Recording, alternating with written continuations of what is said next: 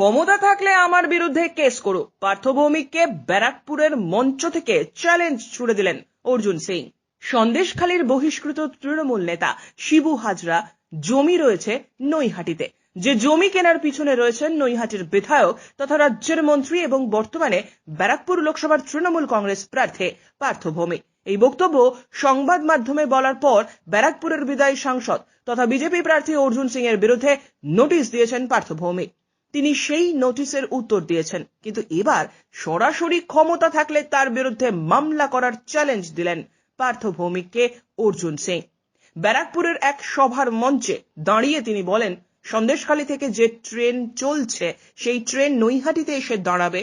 শিবু হাজরার যে জমি রয়েছে নৈহাটিতে 150 বিঘে, সেই বিষয়ে আমি উত্তর দিয়েছি নোটিশে, কিন্তু এবার ক্ষমতা থাকলে কেস করে দেখাও।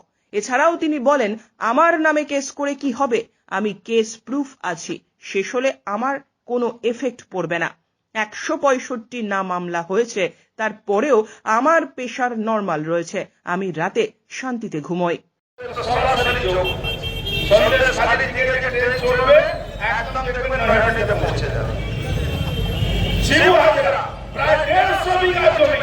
আমি চ্যালেঞ্জ করে বলছি, আমার নামে নোটিশ দিয়েছিল, আমি আবার বলছি 150 বিঘা জমি শিবু হাজরা আমার কাছে ডকুমেন্ট আছে, আমি এবিপি আনন্দকে দেখিয়েছিলাম, আমি ডকুমেন্ট দেখিয়েছিলাম।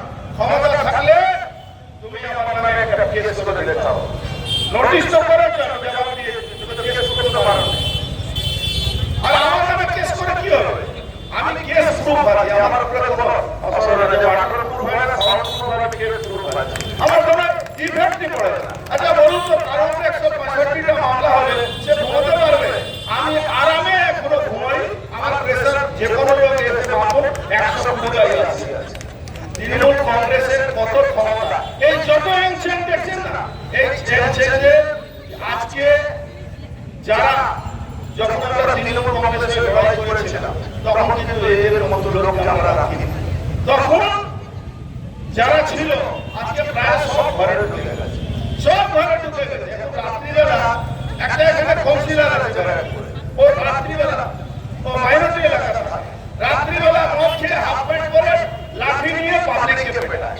একজন কাউন্সিলর আছে, ও ওর বাড়িতে তো ইডি দুবার সিবিআই ঢুকে গেছে।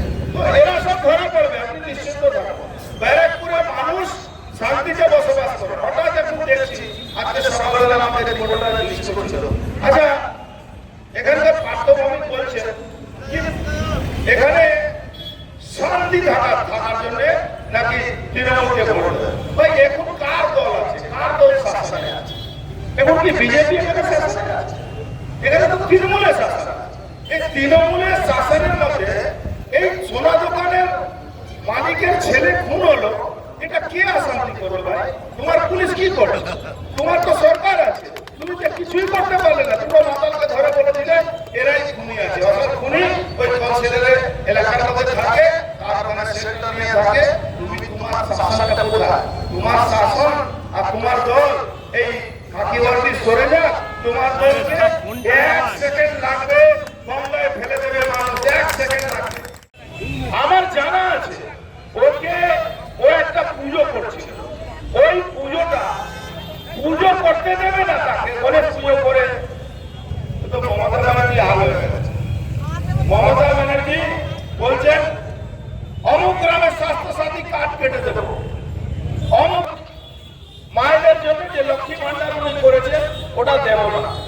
আরে এটা আপনার সম্পত্তি নয়, আপনি একজন মুখ্যমন্ত্রী হতে পারেন, কিন্তু উন্নয়নমূলক প্রজেক্ট হোক, কোনো মানুষের সাহায্য করার প্রজেক্ট হোক, যদি যে সরকার করছে সেটা ব্যারাকপুরকে দেব না, টিটাগড়কে দেব, টিটাগড় দেব না, মনোজ বাবুকে দেব, মনোজ বাবুকে দেব না, ওদিকে বিশালকে দেব, এরকম হয় না। মোদীজি বলেন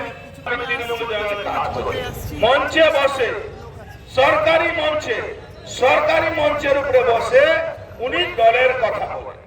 ব্যারাকপুর থেকে সৈকত গাঙ্গুলির প্রতিবেদন, চ্যানেল 24/7।